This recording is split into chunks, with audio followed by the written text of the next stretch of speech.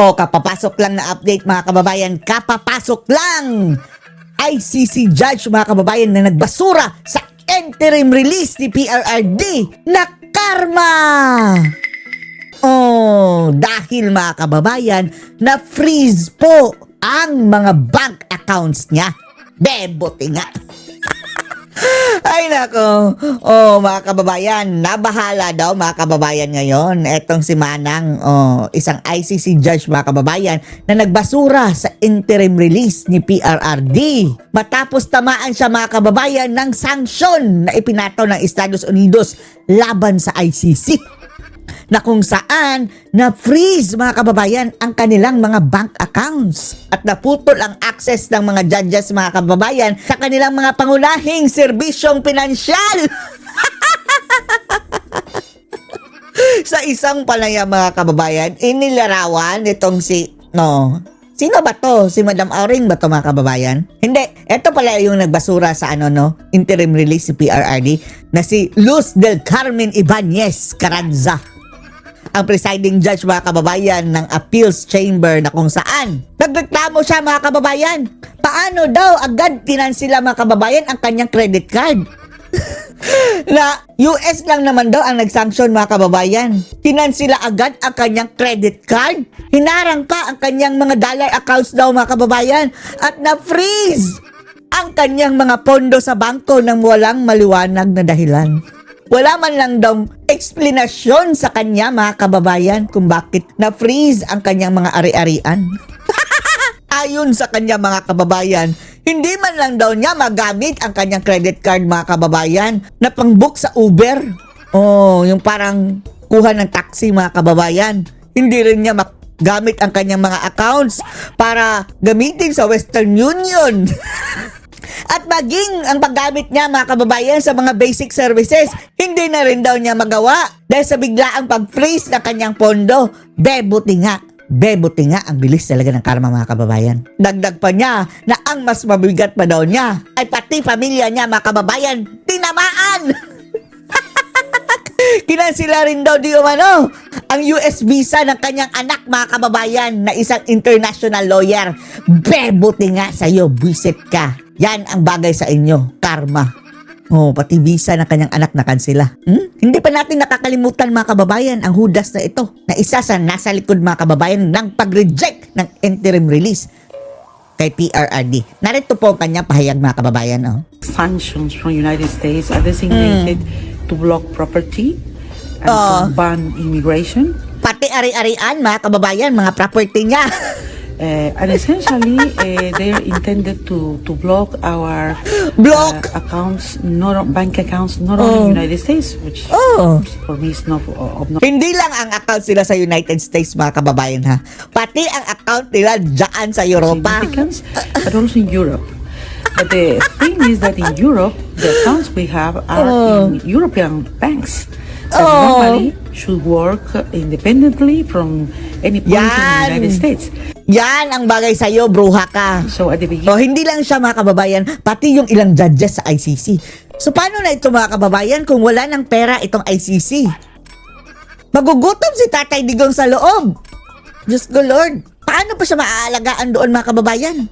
Yung pagtingin sa kanyang health, sa doktor mga kababayan, wala nang funding ang ICC eh. I was called from the bank, I wouldn't say the name now, to announce me that they were canceling my credit card.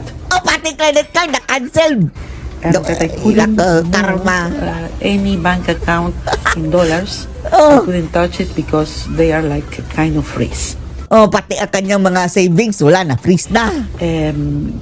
And then we discovered that I couldn't make even an Uber. I couldn't ask even an Uber meal or an Uber taxi. Pati mga kababayan, parang Uber mga kababayan sa kanila, yan. Sa atin, Grab food, Grab car, mga food panda. Hindi maka-order. Papayat ka niyan. I couldn't use Western Union where normally I send money to the country for the maintenance of my house. Buti nga. Simply Western Union Samahan mo na sa Tatay Digong sa sa Zelda. release my money without any explanation. Oh, wag nang ibalik ang pera They nila. don't receive calls. They don't say nothing. Oh. Simply, it's done. Ay, The most nako. interesting thing or Oh. terrible thing here is that the sanctions are not only against us, the judges, for our job, but against our families. Oh, dapat lang. At pati nga siguro mga kababayan yung mga nagsampa, nagkatatay digong dapat isali yan sa In my sanction. case, they affected also my daughter's visa.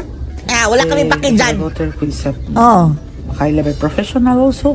Oh, And yan ang bagay they sa sent kanya. an email to her saying that prudently they have canceled her visa without aroy, any ang sakit. explanation. Ang sakit niyan mga kababayan, biglaan kinansila ang visa. Aroy. Outside the USA na siya mga kababayan, sinipa. So to United States.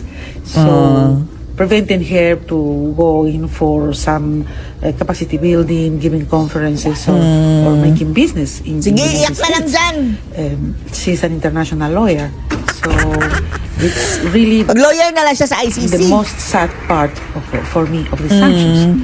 And also I have heard from my colleagues that the sanctions have affected Pasalamat ka, hindi kinulong ang anak mo. their husbands, their wives, other children, etc. So this is the most, this is the worst part. For me, I don't have, I come from Peru and Latin America. Umuwi ka sa We're Peru. not so used to have these digital accounts. I don't have PayPal, I don't have Amazon accounts, but my colleagues, they, Oh, ayan, they namulubi na have, siya. and they now cannot use their accounts.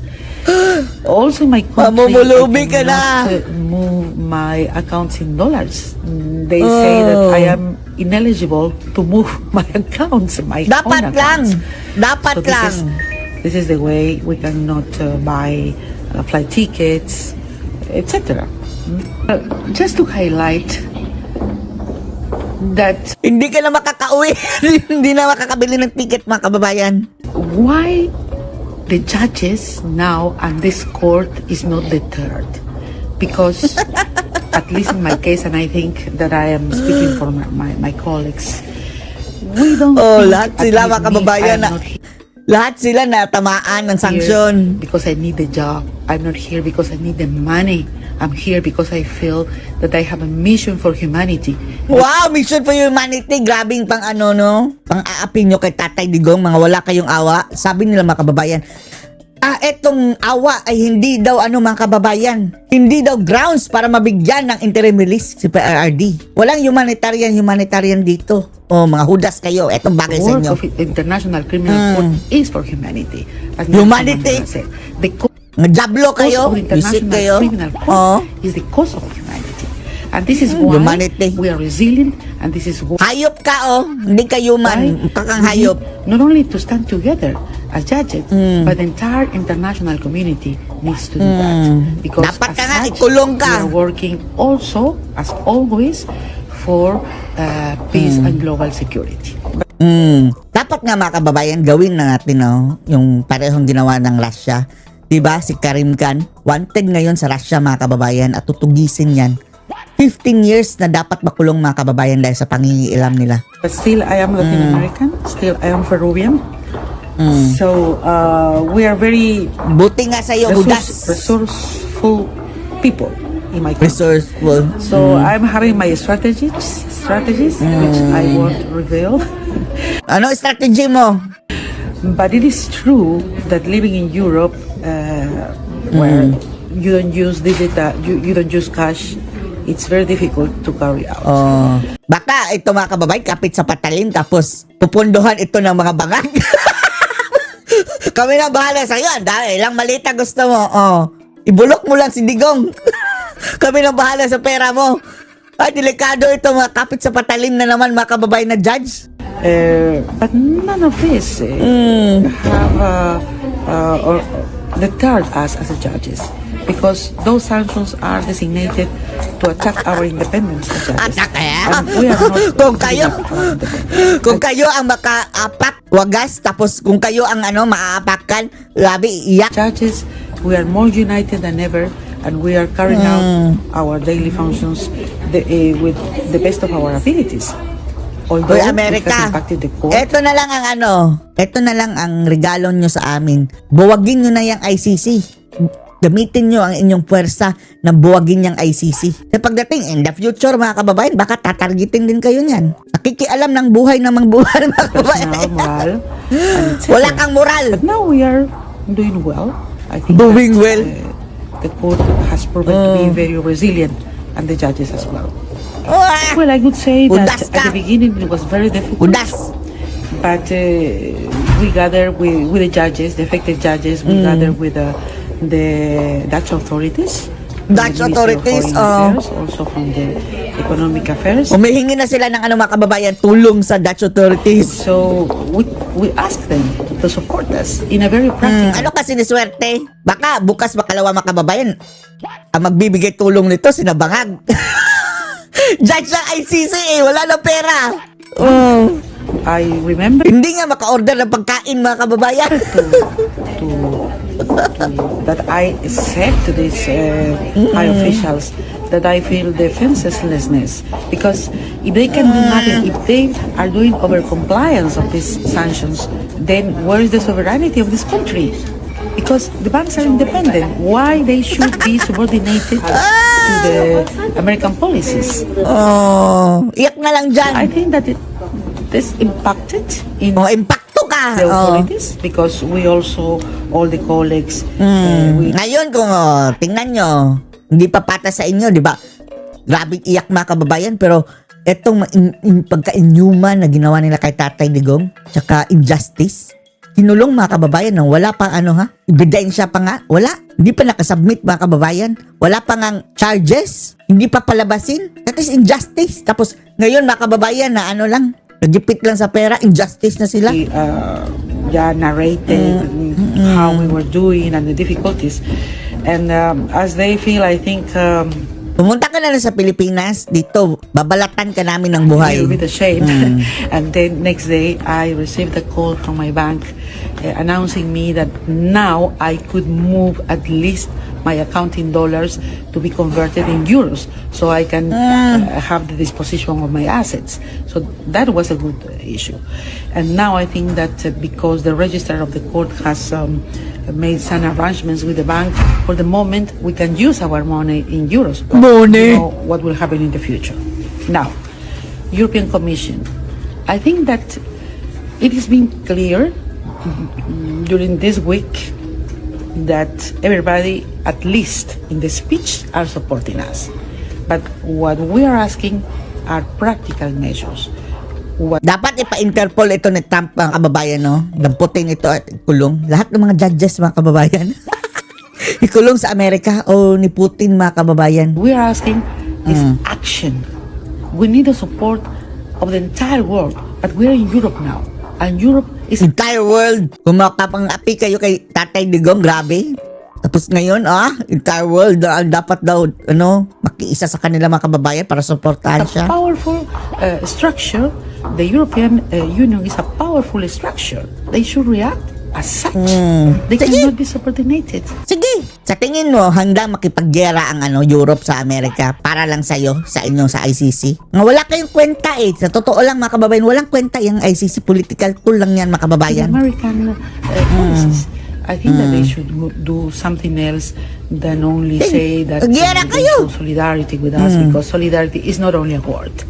It should be enacted, as you said, with practical measures, legislative measures, and others, to support the court, not only to support the judges, but to support the system of Rome. Corrupt system Because ninyo. these sanctions, which is affected, it's not only the judges. We are just individuals. We are just persons. Probably we will be gone in the next years. But they want to Ubusin kayo. affect the Dapat system of Rome, the system of the court, where we deliver justice for justice, injustice nga ang ginawa the ninyo. victims, the most defenselessness and Mga komunista. Ito mga kababayan, mga utak komunista ito vulnerable victims who nobody listens.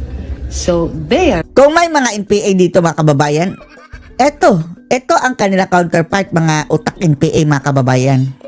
Yan sa ICC. the affected ones with this. And I think that this is the reason because not only the European Union, not only Europe, but the entire world should support this. Shut up. Even the Support. people from the United States. Even the people in the Philippines. Punta ka dito, sipain ka namin sa mukha. North America. But Sarap. anyway, pag-usapan po natin, napakita sa Facebook kanina, yung judge na nagbasa ng husga ng appeal chambers na binabasura ang interim release ni Tatay Digong na nagrereklamo kung anong epekto ng freeze ng Amerika sa lahat ng mga assets ng ICC, kasama na sa mga assets ng mga judges at prosecutor ng ICC. Abay, masalimuot pa lang nangyari sa kanila.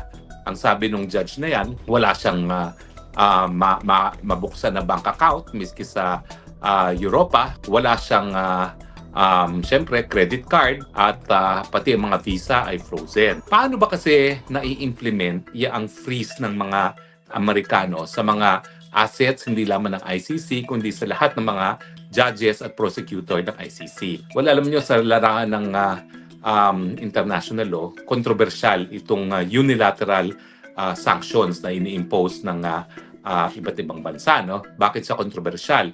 Kasi nga, lahat ng mga batas ng isang bansa, pwede lang mapatupad sa sarili mong teritoryo. Hindi dapat lalabas ang teritoryo mo, no? Pero itong ginagawa ng Amerika, unang-una niyang ginawang sanctions ay yung trading with Cuba. Bawal mag-trade sa Cuba, no? Tapos ngayon naman, ito nga, nagkaroon ng sanctions laban sa pondo ng ICC at sa lahat ng mga opisyales ng ICC, kasama na yung prosecutor at ang mga huwes. So, paano ba na-implement yan? Well, theoretically, dapat yan sa Amerika lang napapatupad. Pagdating sa ICC, wala naman sila mga account sa Amerika. Pwede bang walang epekto yan? Hindi rin. Kasi Hindi rin.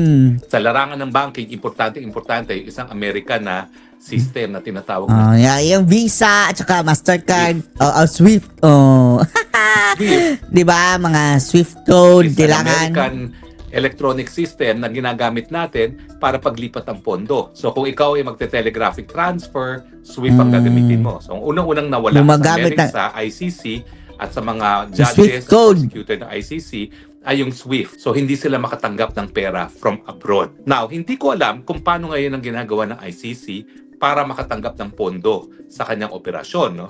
Nang walang SWIFT account. Alam naman natin na ang pondo ng ICC nanggagaling sa mga miyembrong bansa, kasama na doon sa mga pribadong pwedeng mag-donate sa ICC. Controversial yung donasyon na yan, ha?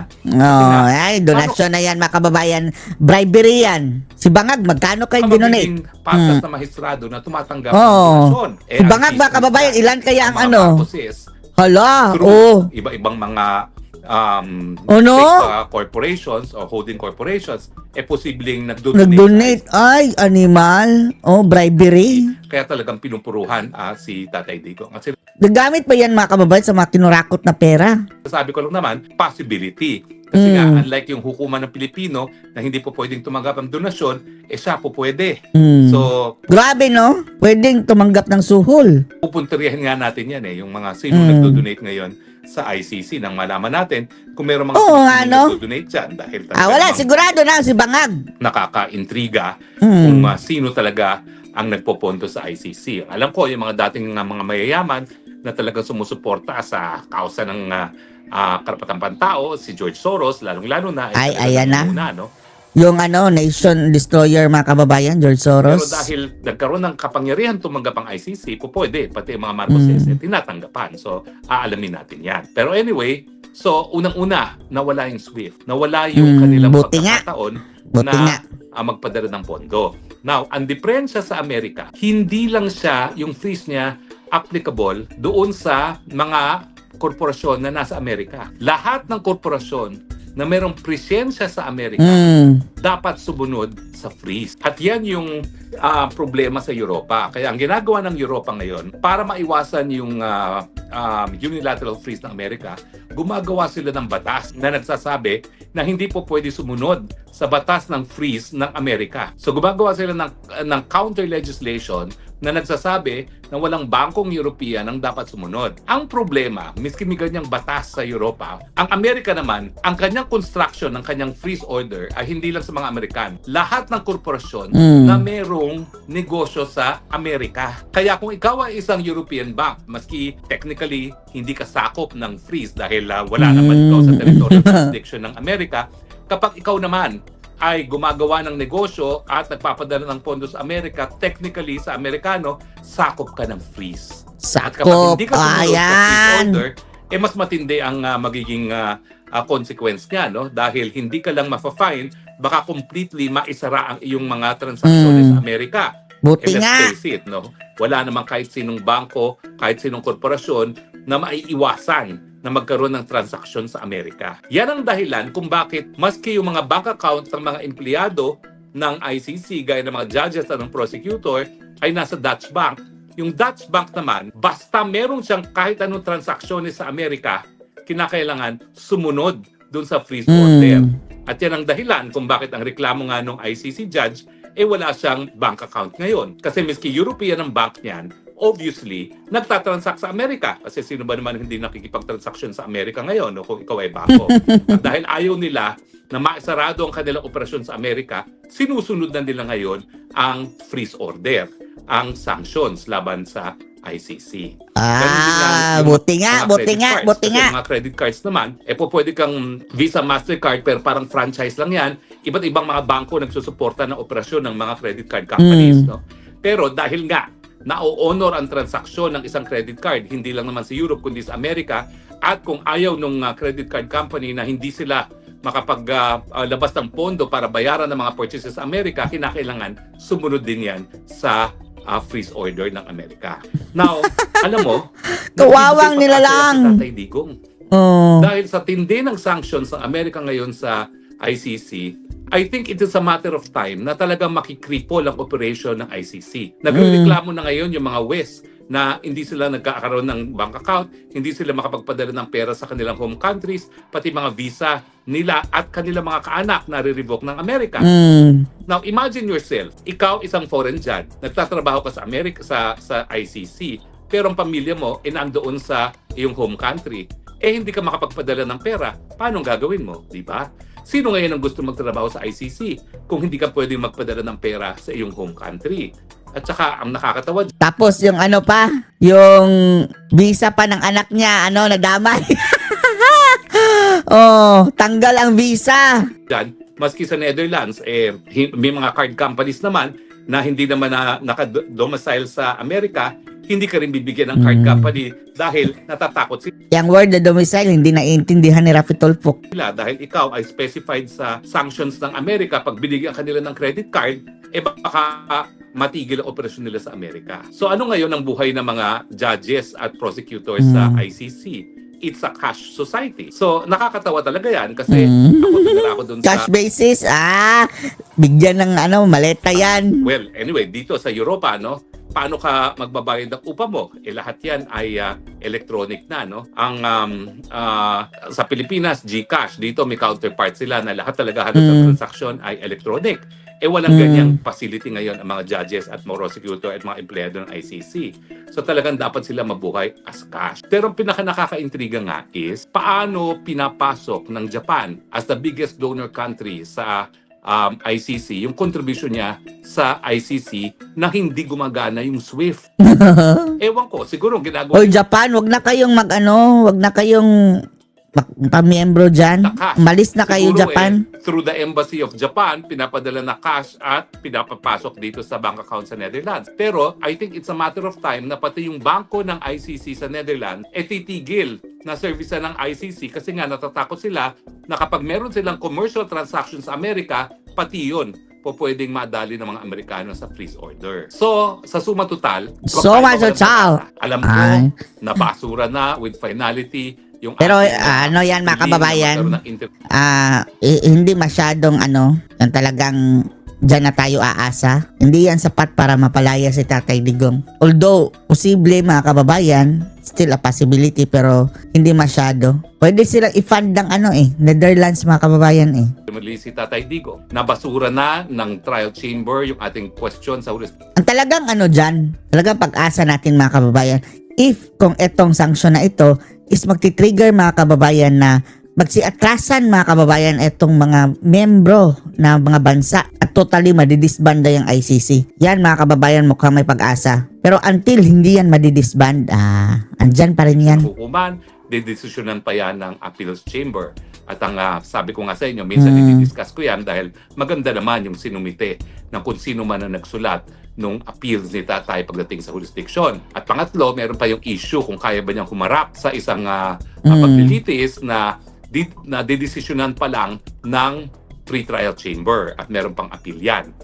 Ewan lang natin, sinabi na niya na hindi nga daw ang humanitarian mga kababayan. Hindi nga daw kasali sa kanilang mga pinagbabasehan na magbigay ng interim So release. meron pa tayong at least 2 pagkakataon para mapalaya si Tatay Digong. Yun nga yung sa appeal sa jurisdiction na kapag tayo ay nanaig dyan, ay uwi ng Pilipinas si Tatay Digong at saka yung unfit to stand trial na may possibility na mapalaya at mapauwi rin sa Pilipinas si Tatay Digong. Pero ang pangatlo pa is Yan kung magsasara ang ICC. tuluyang na-paralyze ng operation ng ICC.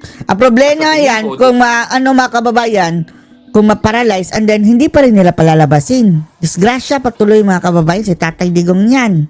Kwento ng appeals chamber judge ng ICC na napakahirap ng buhay nila na ang ICC ay frozen ang kanilang finances, binibilang na lang natin ng araw bago sumuko ang ICC at sabihin hindi na namin kaya. Malabo yan.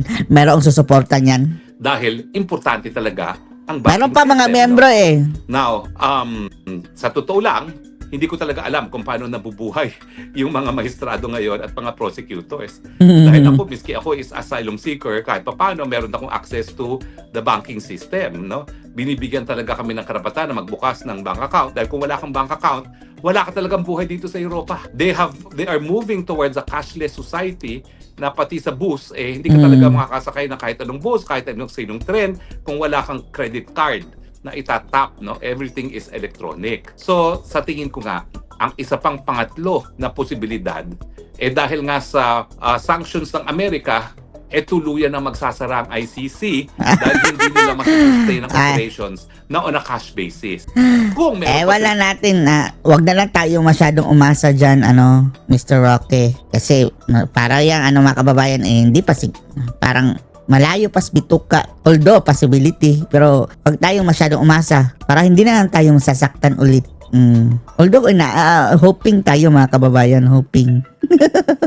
ang matatanggap na cash. Kasi yung mga kontribusyon ng mga member countries hindi makakapasok dahil hindi yan makakadaan sa SWIFT system nga na still American owned. Ang nakakatawa nga doon sa sabi ng judge, pati ba naman computer program, wala sila. Dahil ang computer program, Google. So, ang ginagamit nila, pati sa email, is Proton, hindi na Google. At napakahirap talaga ng buhay nila. Talaga namang nagpupursige lang sila. Para bawal gumamit na computer, Google. Pag-asa ni Tatay Digong, na dahil nga hindi na po kakayanin. Pati Facebook, wala. So, itong pag-rant natin sa kanila sa Facebook, hindi nila makikita. Mag-operate ng ICC dahil sa sanction ng Amerika, kinakailangan pauwiin na siya. Dahil kung hindi naman siya talaga mahahatulan at hindi na po pwedeng gumana ang hukuman, syempre, labag naman sa karapatang na patuloy siyang ikulong. Kaya nga po, sinasabi ko, at kami naman na wala na kami ginawa dito kay Tatay Digong, kundi dasal. At dasal. Po na iba pang mga Pilipino ay sumunod sa aming yapak at nagdadasal na lamang, pagpatuloy po natin ang pagdasal. Dahil we do not know. God works in mysterious Oo nga mga ways. kababayan. Merong dahilan kung bakit God siguro works pinayagan ni Tatay mysterious ways. Panginoon na makidnap si Tatay Digong dito sa Hague. Pero sa aking pananaw, siguro ang dahilan dyan para nga magkaisa ang taong bayan, para yung mga nagdududa pa kung tama ba na magpatuloy pa sa pwesto ang Marcos administration, talagang magising sa katotohanan na malaking pagtraidor sa pagiging Pilipino at sa soberenya ng Pilipino ang ginawang pagkikidnap kay Tatay Digong dyan papunta dito sa Hague. Kaya ang aking sinasabi, Van That as a Jahaga. purpose, perhaps it is to unify us at tayo naman talaga ay nagkaisa na para Mm. ipakita na taksil talaga sa sambayan ng Taksil! Pilipino, mga Marcoses at yung kanilang mga aliado na nangidnap kay Tatay Digong at siguro para nga Gano? mapabilis Taksil! pa ang pagiging presidente ni VP Sara. Dahil ang aking tingin, kung hindi natin isisisante itong Marcos sa junior na ito before 2028, The junior. hindi mananalo ang kalaban ng Marcos Jr. dahil hawak-hawak ng mga Marcoses ang makina na magbibilang ng boto. Bukod pa doon sa gobyerno mismo, kung hindi natin masisisante na mas maaga itong Marcos sa Junior. No? At yung pagsisisante naman, karapatan natin yan. Huwag kayong matakot. Hindi po yan incitement to sedition. Ang pagsisisante dahil... Lalo-lalo na via impeachment, mga kababayan, that is legal.